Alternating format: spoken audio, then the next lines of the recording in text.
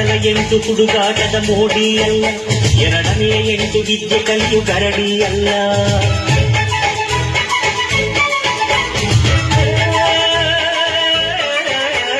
ಮೊದಲ 8 ಹುಡುಗಾಟದ ಮೋಡಿ ಅಲ್ಲ, ಎರಡನೆಯ 8 ವಿದ್ಯೆ ಕಲಿಯು ಗರಡಿ ಅಲ್ಲ.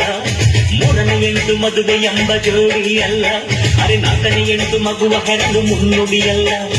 8 8ರಂತೆ ಬದುಕು ಬಿಡಿಸಿಕೊಂಡು, 8 8ರಂತೆ ಬದುಕು ಬಿಡಿಸಿಕೊಂಡು, ನೀನ್ಯಾವ 8ರಲ್ಲಿ ಇರುವೆ ತಿಳಿದುಕೋ.